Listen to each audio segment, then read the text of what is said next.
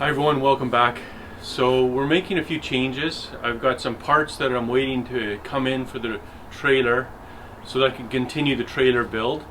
Right now we're actually in a lockdown, so there's no camping available. They've canceled our campsites, and they also are not allowing even crownland camping, boondocking.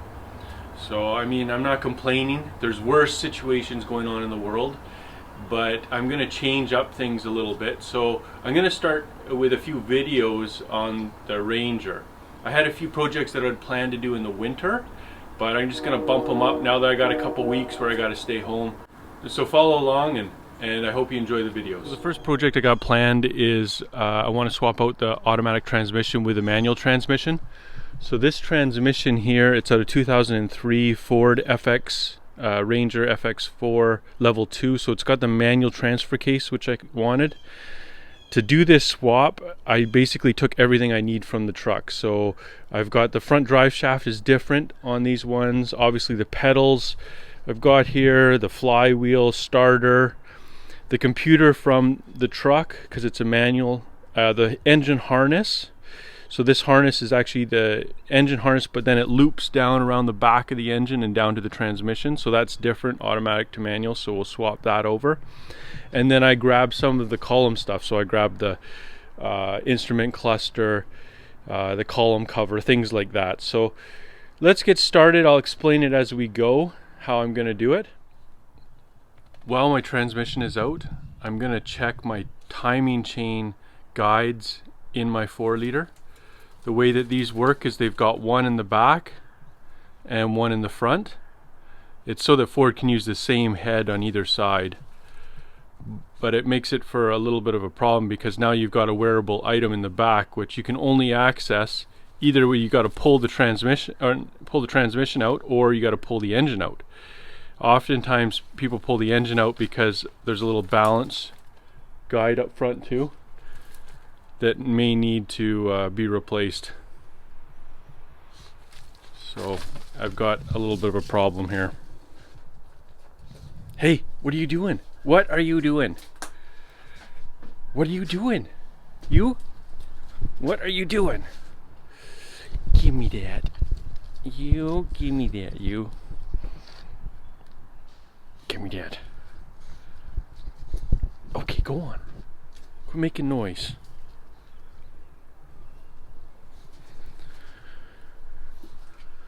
So to do this job, I've been spraying anything that I think is going to be difficult to undo. So my EGR tube, all my exhaust bolts down below. What I'm going to do is I'm going to pull off my hood first, disconnect my battery, and then just strip all the plastic off here, the accessories off the front, take off some valve covers, check those cassettes, see if they're the updated or if they're broken. You can actually see right away because the back one will be loose. You can lift it, it's a little bit loose, or the front one will crack up top here. If they look brittle or old, I've got new cassettes, I'll put them in.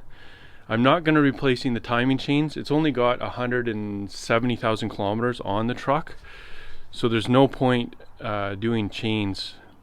They'll last for a long time. It's the guides themselves that break.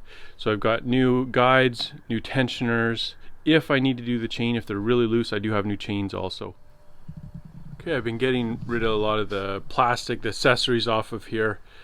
So now what I'm going to do is just blow out all around here just to clear out all the dirt before I pull off the intake so that the dirt doesn't go down into the engine. Also, just as a little bit of a tip, if you've got a set of these pliers, the big long ones with the curved tip, they're great for taking off different clips like this clip here. You can just squeeze that and it'll just pop right out. Any of the Ford clips, like even these ones here, you can just squeeze it, release it, pull it off. The hoses, especially these hoses, if you just pull them up, it'll rip them. So you just grab them, turn them a little bit sideways, and then get down underneath and you can lift them right up and they come off no problem. My plan now is to pull the intake off, valve covers, inspect just the top of those cassettes. If the cassettes look like they're the old version or if they're worn, then I'll strip the accessories off the front of the engine and we'll replace them, but we'll see. Here we're down in on the side of our engine, so we've got our boots here. So I'm just going to blow around them, clean off any mud that might have gone in there. And then what I got is this tool. It's just a little hook kind of tool, and you just hook it underneath the boot, and then you can pull up on the boot. And what it does is it stops it from ripping. Otherwise what happens is you can rip these boots pretty easy. So I can't, there we go. So it just hooks onto it, pulls it up, and then releases it. Okay, so we have our intake off now, and I just vacuumed out the valley and around here, and then I just cleaned this. This is just brake clean on a rag and just polishing. Don't use any like a razor blade or anything, because what you'll do is you'll score it, and then once you score that, there'll be quite a vacuum leak there. So what I'm going to do now is I've just got this duct tape, and I'm just going to duct tape those holes flat, seal them up, and then if anything drops, it won't go down there. I'll vacuum out all the intake chambers first, and then I'll seal it up. After that, start on the valve covers, taking the valve covers off. Okay, here we have the valve covers off. Everything's kind of cleaned up all right. Just taking a look at the guides, you can see how the heads are interchangeable. They can swap from one side to the other. So the timing chain guide, the timing chain is the back there, and then there's another timing chain up front here.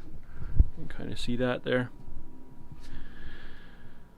So these guides right here are what break, crack. I was just looking at this back one. It's not broken, I don't think, because I can't lift it up. It's solid. So here I got the front cover off.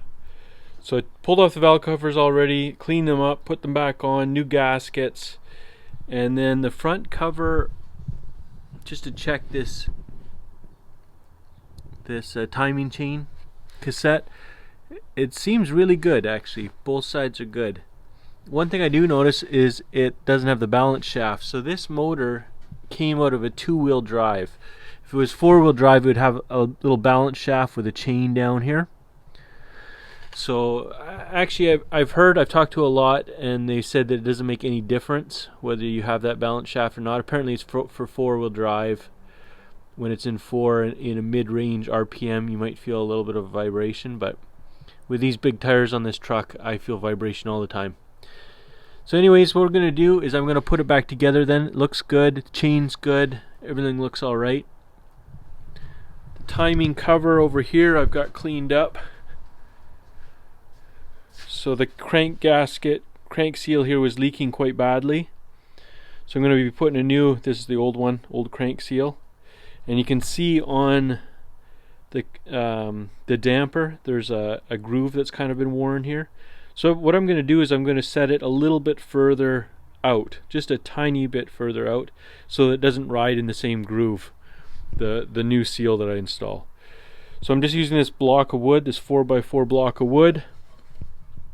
Just set it like that, nice and flush, so it's well supported all the way around. And then I've got my driver here, seal driver, bearing driver, that I'm going to use to put the seal in. So that's what I'm going to do now. I'm going to stick that seal in there and then clean up the surface on the engine really well. And then in these corners here, each corner, and I think probably all the way along here and all the way along here, I'm just going to put a real nice thin layer of RTV silicone, and in the corners same thing. And then what I'll do is around each one of these, real thin layer of RTV. And then same with the water pump when I install it. You can see that it's a little bit rough here. So I'll put a little thin layer of RTV in there and it'll be good. Yeah, I'll put her back together now. Okay, so let's get started on this transmission swap. So the first step that I want to do is I need to replace the wiring harness, because an automatic transmission, obviously a lot more wires than a standard transmission. And the computer that's mounted right here But anyways, let's start with the wiring harness. So the wiring harness, it's fairly simple, fairly easy to get to everything except for the crank sensor. So the crank sensor, it loops its way all the way down here in behind this alternator pulley bracket system, down past the water pump, and then all the way down to the crank sensor there. Now that wire is shielded. So now that I've got this accessible here, I'm going to go down underneath and I'm just going to start taking off parts down there. I want to take off the drive shafts. I'm going to take off the transfer case just because I'm just doing this myself and it'll make it a lot lighter to drop it. And then I'm going to drop the pan also on the automatic transmission because I figured there's a few pounds of fluid in there that I want to get rid of and make it as light as possible. I'll pop the starter out and then I'll be able to hit the flex plate bolts on the torque converter, and then I'll be able to remove that transmission. So let's go down underneath and we'll get started now that everything up here is pretty well ready to go. So under here, what I want to start with is I'm going to pull out the exhaust. First of all, you can see the cats there, they're going to come out. I'm going to undo this big exhaust pipe back here, drop the rear drive shaft, the front drive shaft, and then eventually I'll get this transfer case off right there, and then I'll make it a lot lighter for when I drop the transmission. So here we go, we got the automatic transmission out. I've stripped out everything else that is to do with the automatic transmission. The wiring harness is gone. I installed the standard transmission starter. See if you can see a difference here. So here, this one's the automatic. You see the difference in there? A much bigger hole. So the automatic won't fit in this in the standard, and it also sticks out too far. It would be engaged with the flywheel. So that's the standard transmission starter in there. You can see my rear main's been leaking quite bad. So I'm going to install one of these PTFE seals. It's the Felpro one that I'm going to put in here. So what's different with these seals is you install them dry. They have to go in dry, because basically what happens is, well, when you turn it, a little bit of this material here, this PTFE from the seal, will get rubbed off on the crank, and it makes it a complete seal all the way around. So that's really important. It's very different. The front crank seal is just your normal standard crank seal that I put in there, rubber, so you lube them up, make sure that they're really lubricated so they'll slide on all right. But with this rear main, since it's PTFE, completely dry. It's got to go on completely dry. Not even a little bit of oil. It'll contaminate it if it does. So even after I'm done, I'll clean it well with acetone, make sure that there's no oil on that crank. So to get this seal out, it's fairly easy. They pop out pretty easy. But this is what I'm going to be using. It's a small little slide hammer with a screw on the end. You could use just a normal screw if you put them in here, and then a little pry bar on it. You could pop the screw out and with the seal. What I like to do is I will drill it with a tiny little pilot hole. I don't know if you can see that. It's a real small little drill, and what that'll do is that'll control where the screw goes, because otherwise you can damage your crank. You could score your crank, or you could score the block here if you were to put the screw in wrong, or if you were to scratch it, and then it would be a real nightmare. I'd have to get a sleeve for it. Here's our old seal out, so you can see the little hole, and it didn't come through, so it didn't score the block, and it didn't score the crank. You can see down in there. Anyways, so that's how I find taking them out pretty easy that way. And here's our new seal. Again, just like the instructions say, PTFE, do not lubricate seal lip or crankshaft. So we just install it like that. It's got this little plastic sleeve that goes right over the crank. This slides on, and then I've got a seal installer that we'll be pushing that on with. So the rear main's done. Just putting the flywheel on now. I put in a new pilot bearing here, and if you look at the pilot bearing before you push it in, there's a seal in here, and the seal needs to go towards the transmission. That keeps the clutch dust from getting in and destroying your needle bearings. So these bolts here are going to get torqued to 55 foot-pounds, but before I do that, I'm going to put a little bit of this thread sealant on them, Permatex, just in case they went a little too far with them and into the oil a little bit. So I'll Permatex all of these and then torque them alternating pattern. I'll start here, then here, then here, just go crosswise all the way, and I'll increase by 10 foot-pounds as I'm going. If you can torque the crank if you're not careful, and it will cause your rear main seal to leak. So I went with a Luke clutch. I like them. They're good name brand. You can see I've got the flywheel resurfaced. I will just clean this off with acetone, make sure I've got off any oil and debris off of it. And then the pressure plate, I've got the pilot to line up the clutch and the pressure plate, and the pressure plate's going to be torqued to 25 foot-pounds. So I'll be torquing that. Notice the plate in behind there, the plates that's in between the transmission and the engine. It needs to be for a standard, for a manual transmission, because it's got a bigger hole here for the starter. Okay, there we have our clutch assembly all together. One thing to keep in mind just when you're using the guide for the clutch, the one that comes in the kit, this guide here, when you install it, make sure that it's not hanging down, because you can have it kind of at an angle and still tighten it up, but then when you go to slide your transmission in, it'll hit that pilot bearing and it won't go all the way in. So just push up on it a little bit and make sure that it's got a little bit of play in there around where the needle bearing is, the pilot bearing inside.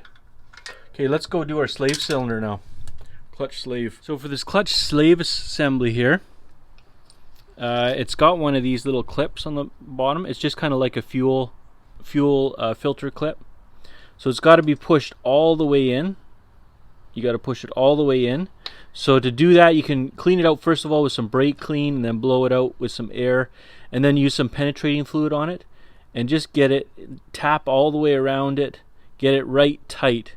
And then once it's in here and you've got it all the way right tight all the way around, you can get a screwdriver in from the back side and just clip this, hit this little ledge here, and then you can just tap it out and it'll just come right out.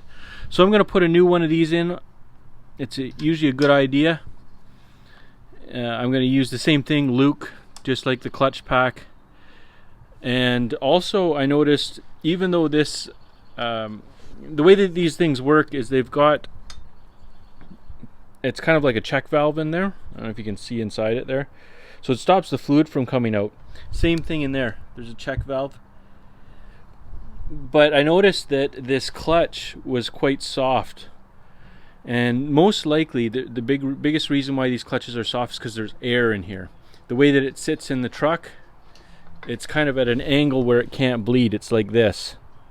So you got to bench bleed it like this. There's some good videos online on YouTube about it, so I'll let you just watch those. But we'll put a new assembly in here now. Also, that slave cylinder comes with a new throw bearing, which is good to do. So we'll put that in. Then I'll get this bolted up on the bench to do some to bench bleed it. I'm going to split the transfer case here. Take that transfer case off to make it a little lighter, just because I'm putting this in myself.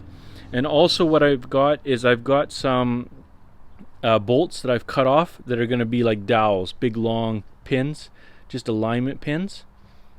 And that'll allow me, especially as I'm doing this myself, you can get it onto the pin first, and then as you're sliding in, you can line up your clutch. So that's how I like to do it. And then actually here, I'll show you here's the dowels right here, the pins that I made up. So they're just long bolts, slot the end so you can take them out after, and that's what I'm going to line up the transmission with. Makes it going in a lot easier. Okay, so we got our transmission in now. transmission swap's going well. So it's all bolted in there, everything fit in nicely. I've got my harness now done up. The harness is all in, all the way up top. The intake's back on, everything's assembled up top there. Now I'm going to continue on. I'm going to put my transfer case on the back here. And then my linkage, I got to put my linkage across the top here. And then I'll probably go up top. And you can see there's this cover right here.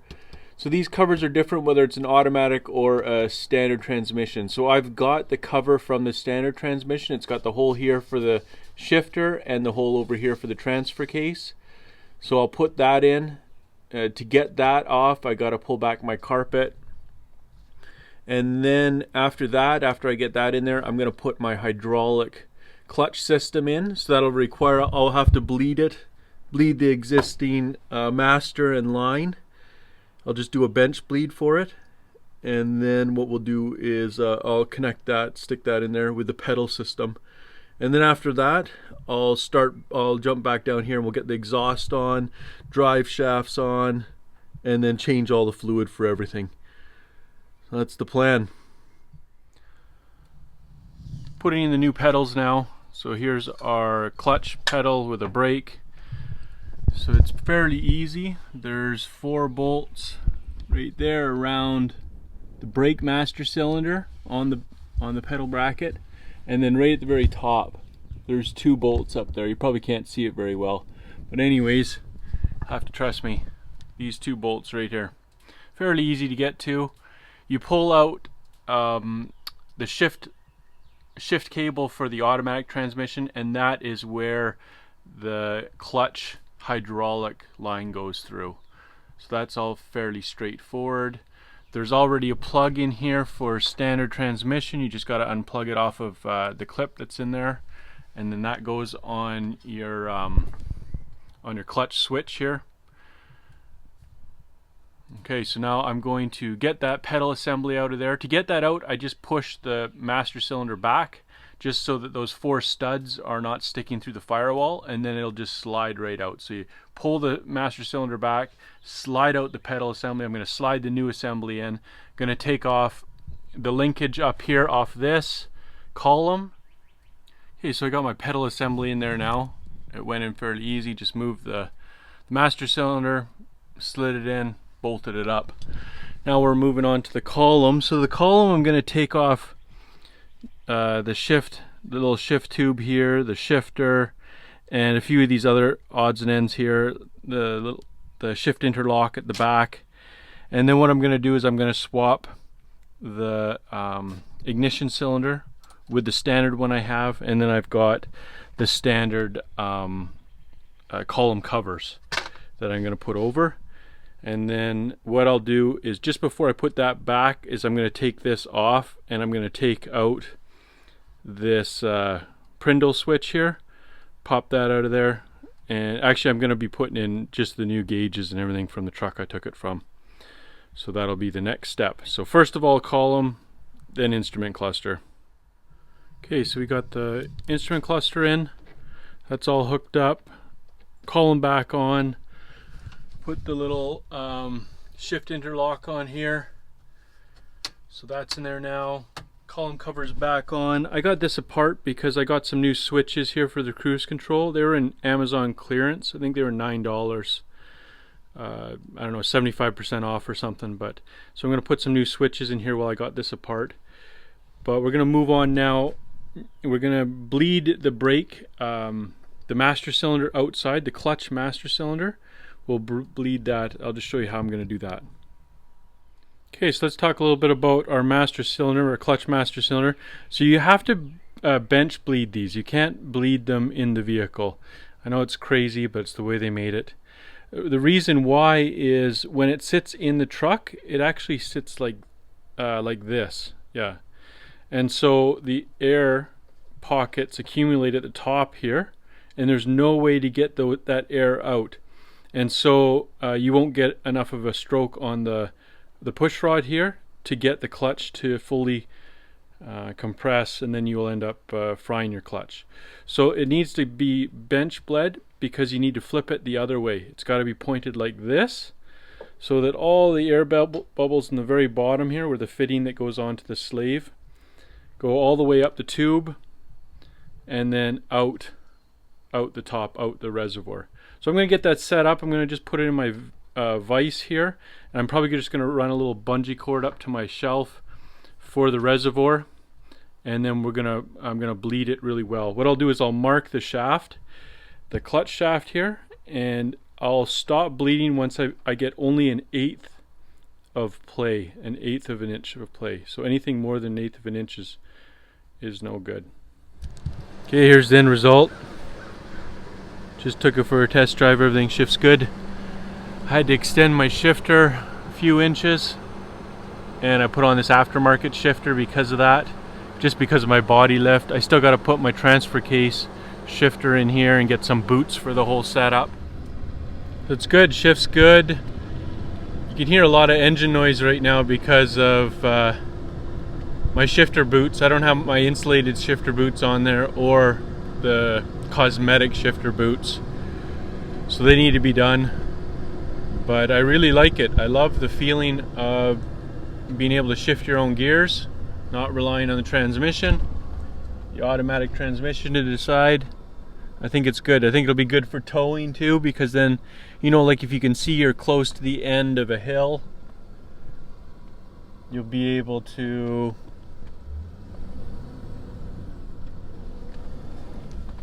just keep the gear. Or if you can see a hill coming up, you can downshift. You know, you can control it a little bit more than if it was just automatically shifting for you. And you can also control your braking better. Use the engine as braking. So anyways, that's what I wanted. That's why I did it. You know, it took me about 3 days. I guess probably 3 straight days of working to do this. And yeah, I'd do it again. I think I like it. Okay, we'll catch you in the next video. Back to the trailer now. I got my trailer parts, so got to get some little bit of work done on the trailer so that we can get out camping. Hopefully we're going to be out of lockdown in a couple weeks, and we'll be able to start camping. Anyways, you all take care. We'll see you next video.